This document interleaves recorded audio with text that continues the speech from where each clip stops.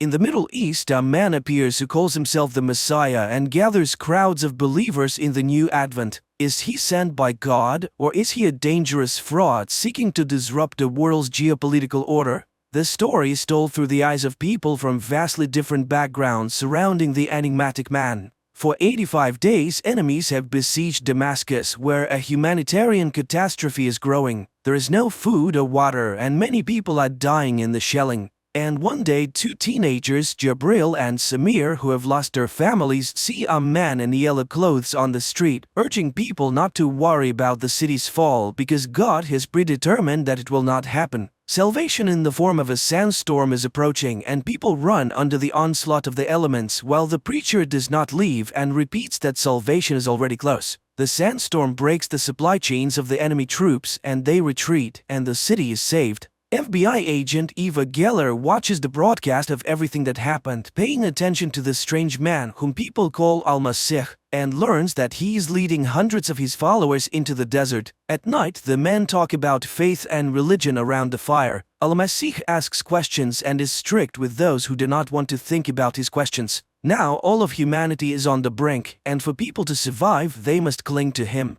After this conversation, the man walks away from the people and stands for a long time looking at the sky, giving the impression that he's talking to God. The teenagers who came with him from Damascus remember how he preached while they hid in the basement, and suddenly Al-Masih calls one of them, Jabril, and tells him that each soul has its own star. He saw light in the boy, and soon Allah will lay a mission on him. Meanwhile, Eva is trying to find out which officers know something about the new Messiah and begins gathering information. Soon she learns that after walking 65 kilometers through the sands, the people reached the borders of Israel and stopped at the fence. Half of the followers believe that Al-Masih has led them to flight, but he orders them to gather all their weapons and bury them. He himself passes through the barbed wire fence, where he is arrested by Israel's border service. An agent from Israel's internal security agency, Aviram Dahan, is called in to interrogate him. However, the detained man refuses to reveal his real name, calling himself a messenger, and impresses the agent by calling him by name and revealing unexpected details from the agent's life that no one except the agent himself could know.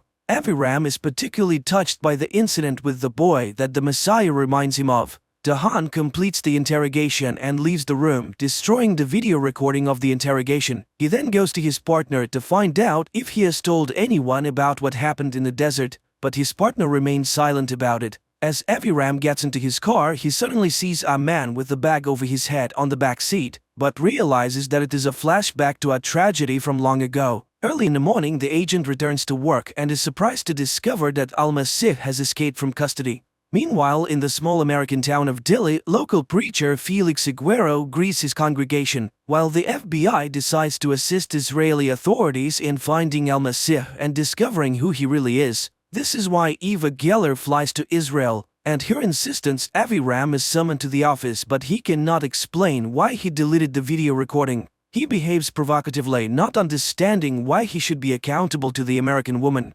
Meanwhile, an international conflict is brewing in the world as people who were led by the Messiah to the border of Israel are starving. Even after hearing about his escape, they decide to stay because they believe in his return. One day, volunteers bring food and water, and the Messiah's followers notice that the police are looking for someone in the crowd. They realize that Al-Masih has escaped, which causes unprecedented rejoicing. At the same time, Al-Masih delivers a sermon on the Temple Mount, using apocalyptic phrases about the end of history and calling on those who are willing to go to God's judgment to step forward. A young boy comes forward, but the sermon is interrupted by the Israeli police who try to arrest the Messiah. The operation fails due to a shot that hits the child who has come out. The people start screaming, driving away the invaders. But then Al-Masih lays his hands on the boy, who then stands up unharmed, showing the bloody bullet to the public. The people consider this a miracle while Al-Masih disappears into the crowd. Eva hears the news on the radio and asks to be taken to the scene of the incident.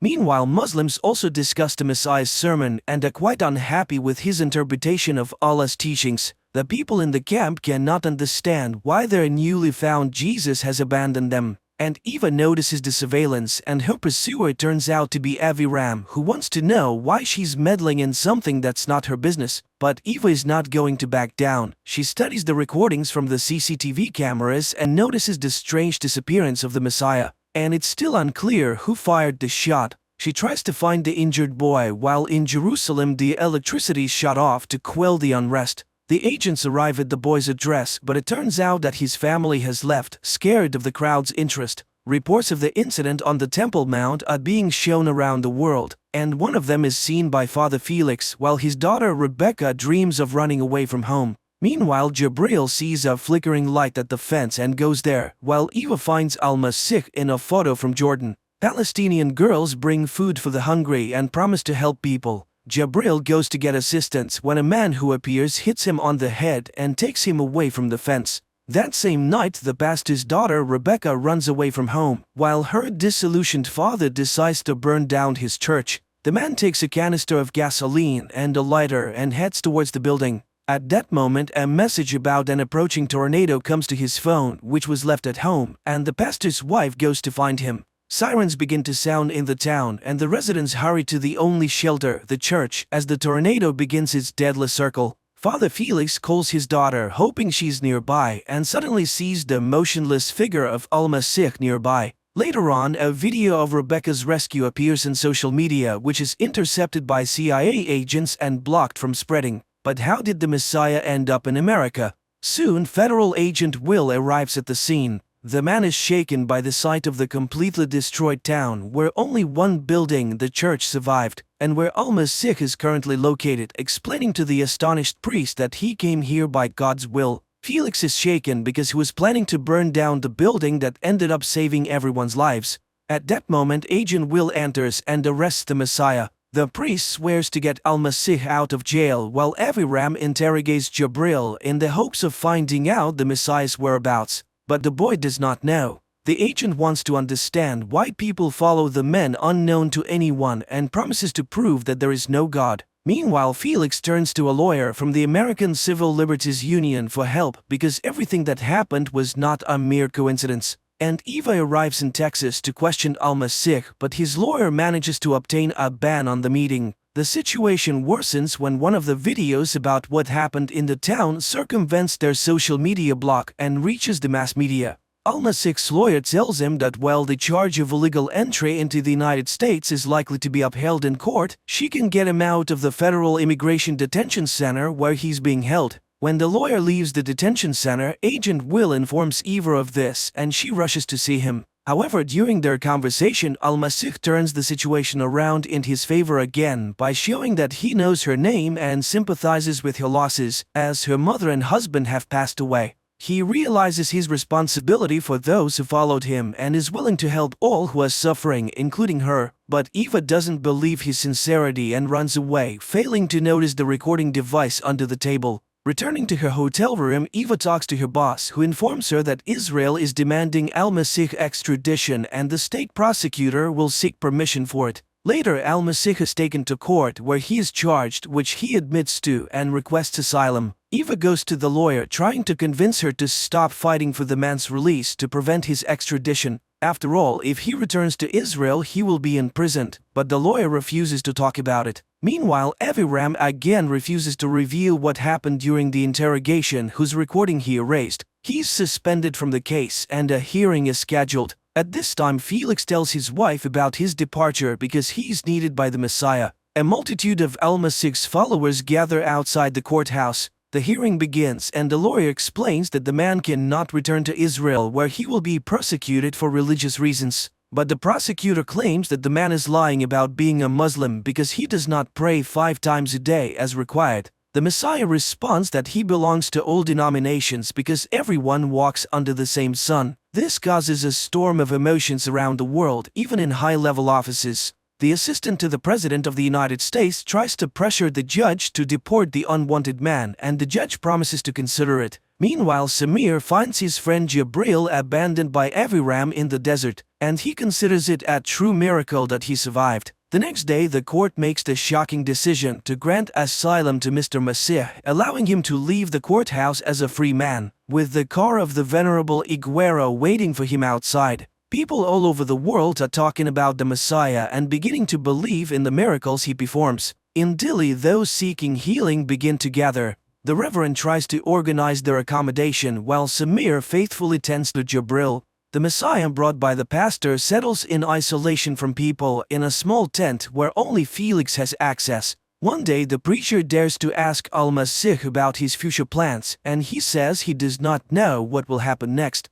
After all, Felix brought him here, and this instills despair in the preacher's soul. He thought that the Messiah was acting according to a preconceived plan. That same evening, Agent Will comes to Eva and shows her a recording of a conversation with Al-Masih. Then he shows her a book by one of the radicals, Wallace, about cultural terrorism, in which the words of the Messiah are repeated verbatim. It turns out that Al-Masih is acting according to this scenario, the goal of which is the destruction of the existing order. Meanwhile, things are going badly for the refugees who remain at the Israeli border without water and food, and soon Samir begins to wonder where Jabril's strong faith comes from. He calls his friend crazy for refusing medical help as his injuries could be fatal, and accuses him of an abnormal love for the Messiah. One day, Aviram's wife notices his car, which has been parked near their house for 3 days, and begins to search for the man, who at this time arrives in Texas and buys a gun at the gun store. And in Delhi, every evening people gather together hoping that Al-Masih will come out to them.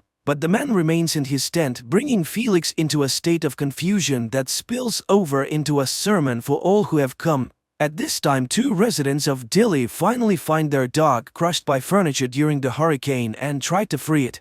Al-Masih comes out of his tent just as armed Aviram approaches it. The Messiah calmly looks into the eyes of his killer, and Aviram lowers his gun and looks at the departing man's back. The people notice the Messiah, who is walking towards the house where the man decides to shoot the poor dog as it is suffering greatly. The boy asks Al-Masih to save his dog, but he takes a gun and shoots the dog, causing the boy's anger and pain, and then he leaves the town. At this time, Eva catches up with Aviram and he confesses that he wanted to kill the Messiah, who at that time calls pastor's daughter Rebecca to come with him. Meanwhile, the refugees decide that the Messiah has abandoned them and they decide to return to the city, but Jabril stays behind. In the morning, the young man dreams of his deceased mother, who turns into the Messiah and reaches out to him. At the same time, the Texas police ask the pilgrims not to come to Delhi as the city is completely destroyed. Dissatisfied, the people are ready to expel Al-Masih and Father Felix. They write protest messages about the false prophet on the church walls. Meanwhile, Eva learns the true name of the Messiah, Payam Gul-Shari, and he has a brother who works at the university.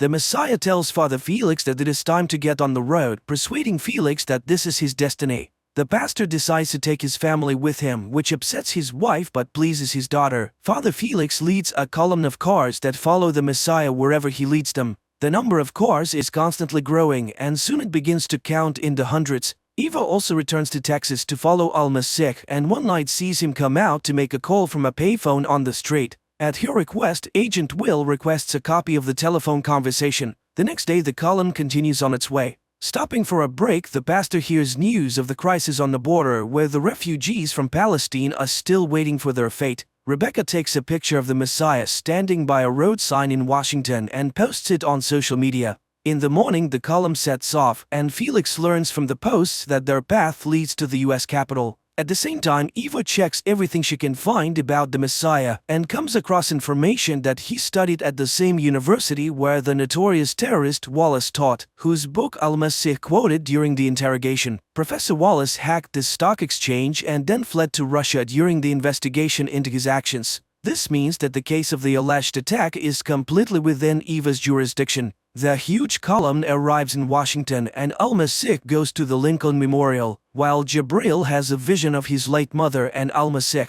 The Messiah speaks about the unity of people in the world around them, and Jabril suddenly stands up as if hearing his speech. Al-Masih asks to look at himself and his neighbors. Jabril strips naked. The Messiah stands before the nation and looks at them so that they finally look at him. It's too late to kneel, time is up.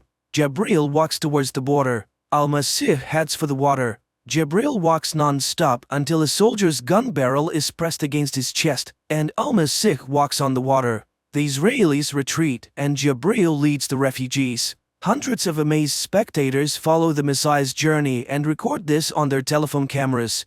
The world is buzzing after witnessing the miracles of Al-Masih, and even the Congregation of the Causes of Saints is considering the case. Everywhere there are clashes between the followers and the opponents of the newly emerged Messiah. People are sending money to Father Felix, who intends to build the Church of Al-Masih with it. Meanwhile, Jabril arrives in western Jordan, where he is welcomed as a liberator. The refugees are brought to a secluded house where they will be given food and shelter. But Jabril is separated from the others as he openly declares his allegiance to Al-Masih. Meanwhile, Eva reports her findings to his superiors. The Messiah has a fairly long trail of connections to banned organizations and, most importantly, to Wallace, who is now hiding in Moscow. Senior officials in the US government are concerned about the popularity of Al-Masih, so the head of the White House staff demands that the CIA do everything possible to discredit him. But Eva reminds them, this is not just terrorism, this is a new level of destabilizing society. Meanwhile, the society is discussing the Messiah with ever-increasing fervor. People are divided into those who unquestionably believe in him and those who consider him a false prophet. Felix preaches on behalf of Al-Masih and reminds people of the importance of faith. The Lord has chosen them specifically, and it is important to understand why. At this time, a woman with a terminally ill child sneaks into the hotel of the Messiah, and the man agrees to take the girl, but only alone. However, his room is under 24-hour surveillance. Meanwhile, the young refugees begin to learn different sciences, among which religion is at the forefront. Sheikh personally comes to Jabril to understand the depth of his faith, and the young man confidently answers that he unquestionably believes in the Messiah. Meanwhile, Eva discusses the Messiah's water-walking feat with Aviram. After all, Jesus did the same thing. He performed tricks and attracted supporters. The man is impressed. She speaks like a true Jew. Agent Will continues to monitor the Messiah's room and one day witnesses a girl knocking on his door, praying for healing. But the man immediately understands the true purpose of her visit. The girl has come to seduce him. He reveals her soul, pitying the woman who sells her body, and from this her soul melts and dies. The girl admits that she was paid for the visit and cries from the moving words of the Messiah, who confesses to her the eternal love of God for his children. These words bring tears to Agent Will's eyes, who is watching the scene. At that time, Rebecca runs out of her parents' room and sees the Messiah escorting the girl out of his own room. The girl runs away and Al-Masih catches up to her on the street. He tries to explain her special place next to him, and the girl shares her observations that the world seems to be on the brink of something grand. The prophet turns to Rebecca and asks her to do something unimaginable, and she promises to do anything he asks. Meanwhile, the CIA manages to find Al-Masih's brother, who reveals that their parents were of different faiths and died early. The boys were raised by their uncle, a professional illusionist, and Al-Masih always loved being the center of attention. The uncle was a tough man, but he taught the boys everything he knew: English, literacy, and most importantly, how to perform tricks. And at that moment, someone puts a dark bag over Al-Masih's head as he enters his room. The man finds himself in the office of the President of the United States, standing before the head of state and demanding the withdrawal of all US troops from around the world using the president's sincere faith. The politician is shocked. It's simply impossible, since the American troops are used precisely as peacekeepers, and if they are not present, there will be chaos in the countries under their control. However, the Messiah lists the names of countries and cities where Americans have been waging wars. He offers the president the chance to go down in history as a true peacemaker saving the world. And he says that the history has ended and the world will soon start anew. Meanwhile, Eva learns that a few years ago, Al-Masih was placed in a psychiatric clinic and goes to the college where the men studied. But the director can't remember anything particularly noteworthy except for his thesis. Eva goes to the archives, but the thesis is not there. In Jordan, the Sheikh shows Jabril an article in a newspaper about the miracles of Al-Masih and asks him to give a speech at the upcoming celebration. The boy must become the leader of the new generation in the struggle for Palestinian independence. The next day, Al-Masih announces to the media about his meeting with the president, and this infuriates Felix, who believes that he should have been informed about it. The president also faces similar attacks. He is heavily guarded against this freak, but he himself goes to the meeting. However, the man interrupts all conversations. He must first think about the people. Angered, Felix expresses his grievance to Al-Masih, and the letter suggests that he kneel before him if he truly believes that he is the Messiah. The preacher thinks it over as the Messiah leaves the room. On the other hand, Agent Will begins to unquestionably believe in Al-Masih and quits his job. Meanwhile, Eva receives the call logs she requested. That same evening, Aviram asks Al-Masih about his family and mocks him, offering to walk on water again. But the man only smiles in response and asks a counter question. Why isn't Aviram leaving? The agent can't answer. The president talks to Al-Masih again and he informs him that there is no more time to think. At that moment, water begins to flood the president's feet. Upon waking up, the man learns about an unprecedented flood destroying the U.S. coastline. Later, the daughter of the Reverend Iguero tells him that Al-Masih came to Texas for her, not for her father. Meanwhile, in Jerusalem, a guard confesses that he was the one who freed the Messiah from prison, not Aviram Dahan. That same night, the girl hired by the president's assistant to compromise Al-Masih returns all the money she received for it. She doesn't care whether he's real or not. What matters to her is that he's a very good person. Meanwhile, the president flies over the affected areas and, in addition to providing material assistance, urges people to pray and hope for the help of the Lord. At the same time, the pastor's wife asks Al-Masih why he chose their family. He says that faith can be found everywhere, and he wants the same thing that the Lord wants, the flood. Meanwhile, in Jordan, the Sheikh is teaching Jabril about the speeches and Palestine's independence. It's very difficult for the illiterate boy to remember unfamiliar words, but the Sheikh is insistent. His friends are also being heavily influenced at this time, with religious ideas being drilled into their heads. Meanwhile, Reverend Felix asks a famous showman to include Al-Masih in his program. After all, it's a chance to speak to the multimillion audience. Eva checks all the numbers on the list and finds one that Al-Masih calls frequently and talks to the caller for quite some time. Meanwhile, the President of the United States is informed of the buildup of Russian troops on the border with Latvia and is demanded to make a tough decision. On that day, Eva finds Al-Masih to tell him that she knows about his diagnosis, Messiah complex, given to him in the psychiatric clinic, and about his uncle, the magician. She thinks someone is using him and promises to find and arrest the puppeteer. And he confirms that he knows Wallace, who is still his friend despite being accused of terrorism. After that, Felix tells Al-Masih about the invitation to television and he agrees, but only if the Reverend brings his daughter with him. In the evening, Eva talks to her father and is amazed to learn that her own father believes that Al-Masih is the Messiah of the end of times. Meanwhile, it turns out that the complex in the Badia is a terrorist training camp and Samira is being prepared for the role of a suicide bomber. Meanwhile, Eva decides to act on her own and dials the number that Al-Masih constantly calls. She hears Wallace's voice in response, so her theories about Al-Masih's connection to the terrorist are confirmed. But during the conversation, the man refutes all her conclusions. It's a pity, but she doesn't understand what's going on. And of the two of them, he is not the most dangerous one. The woman flips through his book again, reads the dedication on the title page and has an epiphany. Meanwhile, the president requests an analysis of full withdrawal of American troops from Eastern Europe. Eva goes to her boss. Wallace's book is the work of Al-Masih, so it's actually the opposite. The recognized terrorist is a disciple of the Messiah. In the meantime is the day of the television appearance. Al-Masih and Rebecca prepare for their performance. At the mosque, many believers come to listen to Jabril's first speech. The boy is very nervous, but the sheikh is nearby and guides him. The show host warms up the audience before the Messiah's appearance on stage, while Samira is also being taken to the mosque. But just before going on stage, the Messiah leaves the studio and gets into a car, while Samira puts on the suicide bomber belt. The audience demands the Messiah's appearance and Rebecca takes the stage. Jabril starts his speech about the Messiah simultaneously with Rebecca, while Al-Masih is driving in Aviram's car. The teenagers repeat his words to the audiences, "We are all one people." At that moment, Samir enters the mosque, shows the explosive device attached to his chest and raises the button. Looking into Jabril's eyes, he can't bring himself to press the button. However, Samir's mentor remotely activates the bomb vest. Rebecca suddenly loses consciousness in the studio. A powerful explosion rocks the mosque.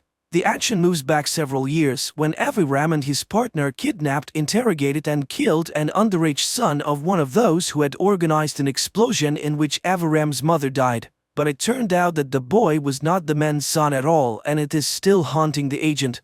In the present, he himself is driving the Messiah to the airport to deliver him to Israel. After the mosque bombing, the victims are given help. Unconscious Jabril is carried out on a stretcher. The same thing happens to Rebecca. Meanwhile, Eva Geller learns that Al-Masih has been kidnapped. The CIA tracks the plane on which he's being taken, unaware that it was all done on the orders of the president's assistant. Rebecca wakes up and tells her father that the Messiah is gone, and he will not return. Jibril wakes up in the back of a truck and sees a dead man next to him. He squeezes his hand and the fingers twitch under his palm. Eva finds out that the plane with the Messiah has taken off from a government airfield, and her boss tries to pressure higher-ups to find out the plane's destination, threatening to tell the president about everything that has happened and thus driving the country's leader's assistant into a corner. At the same time, in the sky, Al-Masih talks to Aviram, persuading him to free his conscience because God still loves him, and that people always choose between good and evil, and the last thing he will see before he dies is the face of that boy. Meanwhile, the president's assistant decides to reveal Al-Masih's true name to the press and the folder with his dossier, highlighting his mental illness and the fact that he was raised by an illusionist. In the sky, the plane begins to experience severe turbulence. There is an explosion in the tail, and Aviram sees the face of the deceased boy in front of him, whose face is being covered by the Messiah's hands. In the command center, Eva is informed that the plane's signals have disappeared from the radar. She realizes that a tragedy has occurred. On TV, news reports reveal the Messiah's real name and biography, causing confusion among Al-Masih's followers. After hearing everything, Felix leaves the hospital. Jibril also watches Messiah's brother talk about his ability to perform magic tricks. Eva accuses the president's assistant of destroying the diplomatic plane, but he warns her to watch her tongue. The woman is overwhelmed because the entire operation has collapsed and she cannot prove anything. Meanwhile, Father Felix arrives at his church and sets it on fire. He no longer believes in anything. Meanwhile, Aviram wakes up in the middle of blooming poppies and sees the Messiah above him. Then a local boy appears before him, offering him a flask of water and enthusiastically stating that the man has performed the miracle. He resurrected Aviram and another man. They both were unquestionably dead, with gray faces and flies crawling over them. Then he touched them and they came back to life. The agent watches in amazement as his partner bows to the perfectly unharmed Messiah standing in front of him. The film is a story about the coming of the Messiah, the prophet, in the modern world. It is an interesting and easy-to-understand film with deep thoughts expressed by Al-Masih in conversations with completely different people, ranging from an illiterate boy to the President of the United States. On the one hand, it is a weird combination, but on the other hand, it is quite understandable as the Messiah claims that we all walk under one sun.